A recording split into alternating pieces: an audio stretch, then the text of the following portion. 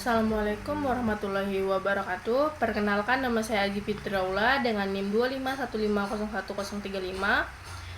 Pada kali ini saya membawakan slide pendahuluan, yaitu apa itu ergot.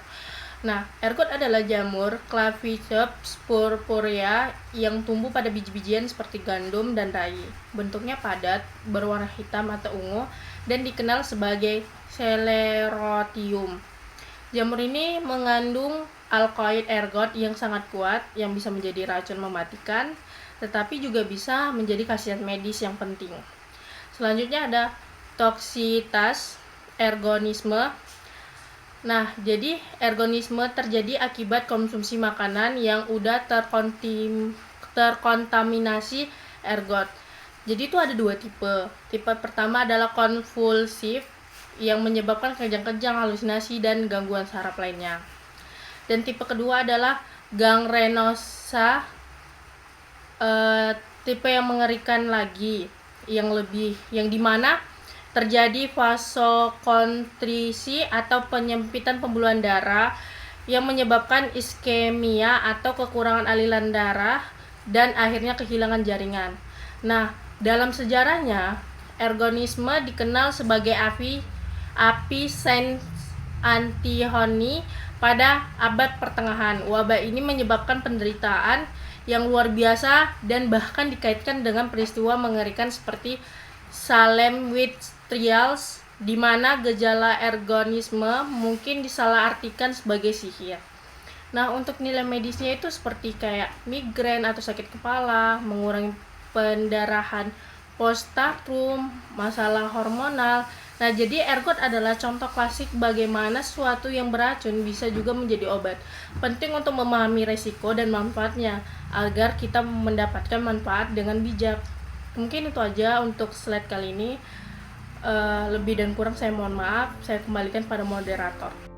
Adapun karakteristik umum jamur Claviceps, yang pertama termasuk fungsi ascomycota, karena menghasilkan spora seksual berupa ascospora di dalam ascus. Yang kedua, bersifat parasit pada tumbuhan Cerealia, karena umumnya menyerang gandum, rie atau gandum hitam, jelai dan padi-padian dengan menginfeksi bagian ovarium bunga. Yang ketiga, membentuk sklerotium atau ergot, yaitu struktur keras, berwarna ungu kehitaman, berfungsi sebagai alat bertahan hidup saat kondisi lingkungan tidak menguntungkan. Baik, saya akan menjelaskan spesies-spesies penghasil ergot. Spesies pertama yaitu Claviceps purpurea. Jadi jamur ini merupakan penghasil ergot yang paling menonjol. Jamur ini itu menginfeksi Cerealia dan rerumputan. Nah, Claviceps purpurea bersifat parasit tanaman, biasanya itu ditemukan pada butir gandum hitam atau rumput quagress. Dalam dunia medis, digunakan untuk menghentikan pendarahan setelah melahirkan, karena terdiri dari alkaloid dan amina aktif dan tidak aktif serta komponen nitrogen lain.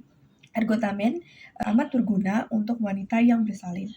Lalu spesies kedua yaitu Claviceps fusiformis. Nah, jamur ini merupakan penghasil ergot yang menyerang millet mutiara atau Penicetum glaucum.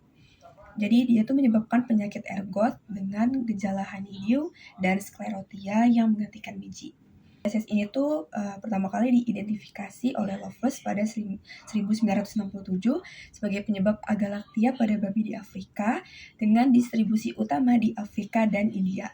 Namun dalam kondisi kultur terkontrol, jamur ini dapat digunakan untuk produksi alkaloid secara skala besar untuk keperluan farmasi. Siklus infeksi ergot Claviceps spp.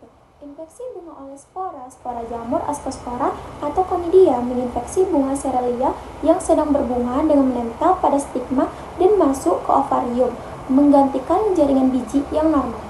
Pembentukan sklerotium atau ergot.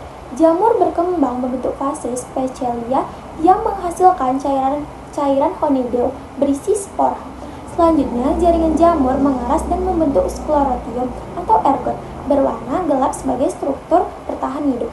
Kontaminasi hasil panen sklerotium menggantikan biji sehat dan ikut terbawa saat panen. Struktur ini mengandung alkaloid toksik yang berbahaya bagi manusia dan hewan, serta menjadi sumber inokulum pada musim tanam berikutnya. Selain itu, alkaloid ergot juga memiliki beberapa komponen, yaitu seperti ergotamin yang digunakan secara medis untuk mengobati migrain. Kenapa? Karena ergotamin itu mampu menyempitkan pembuluh darah.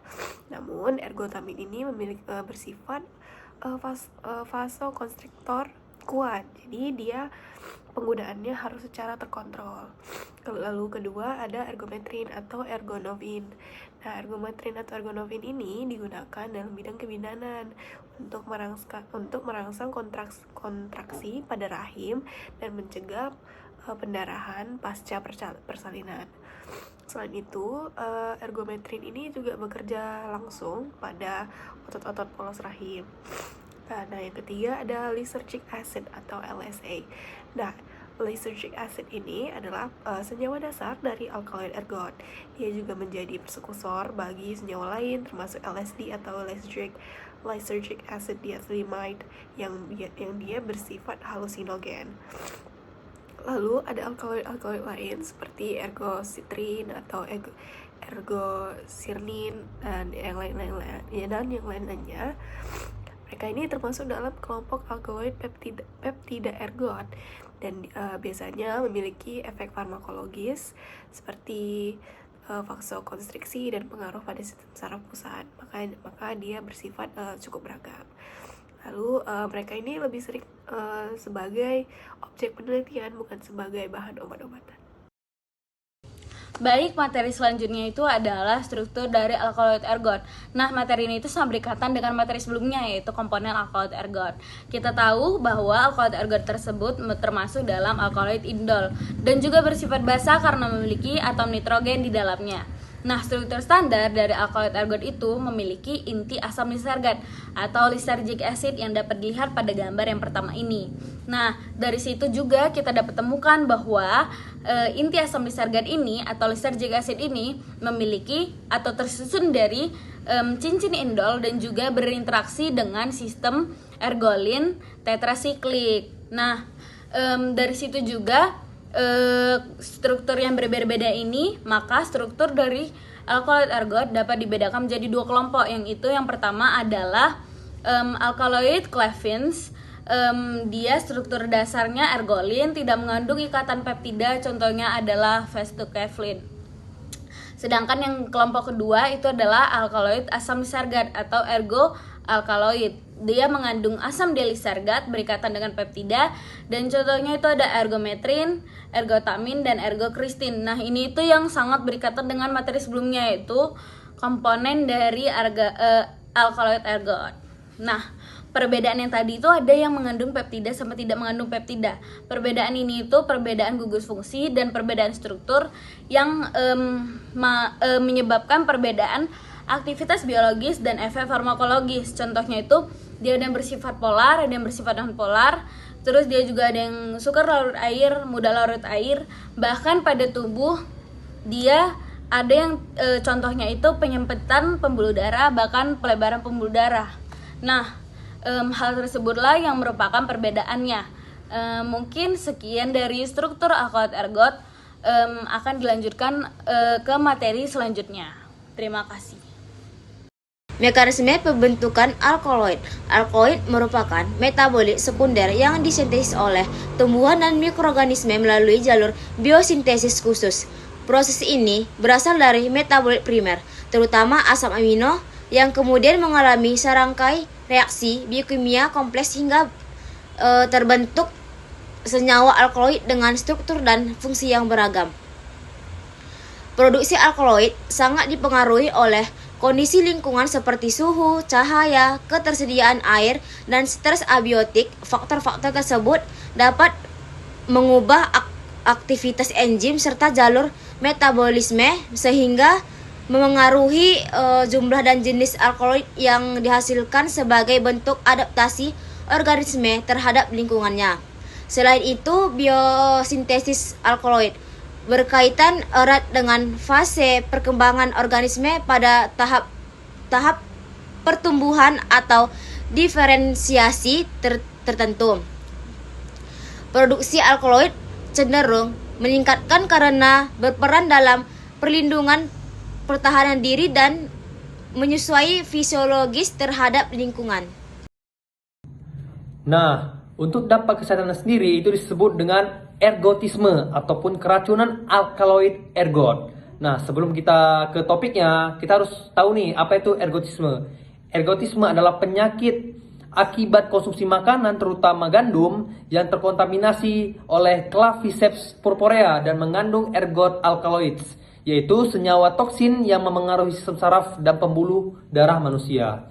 Nah, untuk dampak kesehatan sendiri itu ada dua. Yang pertama, convulsive ergotism, di mana ini adalah tipe kejang, ditandai oleh kejang, spasme otot, halusinasi, dan gangguan pada sistem saraf pusat. Yang kedua adalah gangrenous ergotism, yaitu tipe gangren. Dapat menyebabkan vasokonstriksi ataupun penyempitan pembuluh darah sehingga aliran darah terganggu. Sehingga pada korban akan terdapat rasa terbakar, mati jaringan, bahkan gangren di ujung anggota tubuh. Nah, contoh sejarahnya sendiri itu wabah ergotisme di Eropa pada abad pertengahan disebut dengan Saint Anthony's Fire, di mana konsumsi roti terkontaminasi ergot menyebabkan rasa sakit hebat, gangguan saraf, dan kerusakan jaringan pada banyak orang. Yaitu dia dampak kesehatan dari ergotisme ataupun keracunan alkaloid ergot. Berikutnya adalah dampak alkaloid ergot pada hewan. Dampak awal yang ditimbulkan ketika hewan terpapar senyawa ini adalah berkaitan dengan gangguan sistem sirkulasi dan pencernaan. Hal ini dapat terjadi karena senyawa ini bisa menyebabkan kontraksi otot polos yang akan mengakibatkan penyempitan pembuluh darah atau yang disebut dengan vasokonstriksi. Nah, ketika pembuluh darahnya sudah menyempit, maka aliran darah ke jaringan dan juga saluran pencernaan pun akan berkurang. Nah, akibatnya penyerapan nutrisinya tidak optimal. Nah, akibat terganggunya sistem pencernaan dan juga sirkulasi, hewan mengalami penurunan nafsu makan. Asupan nutrisi yang berkurang ini menyebabkan pertumbuhan terhambat dan juga produksi susu dan daging itu pun jadi menurun. Nah, selain dari gangguan sistem sirkulasi dan pencernaan, paparan senyawa ini juga bisa menyebabkan gangguan pada reproduksi dan juga kebuntingan. Pada sistem reproduksi, alkaloid ergot itu dapat menurunkan kesuburan dan mengganggu keseimbangan hormon produksi. Sedangkan pada hewan yang sedang bunting, aliran darah yang tidak optimal dapat mengganggu fungsi uterus dan juga plasenta. Nah, berikutnya adalah gangguan pertumbuhan janin dan juga anak. Sebagai dampak lanjutan, paparan alkaloid ergot dapat menyebabkan gangguan pertumbuhan janin yang ditandai dengan berat lahir rendah. Selain itu, anak yang lahir juga berisiko mengalami pertumbuhan pasca kelahiran yang lebih lambat dan pubertas yang tertunda.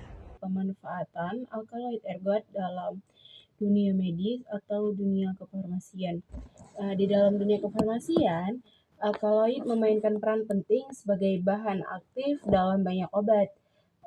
Contohnya, pertama itu ada morfin, suatu alkaloid yang berasal dari tanaman Papaver somniferum dan digunakan sebagai analgesik untuk meredakan nyeri berat.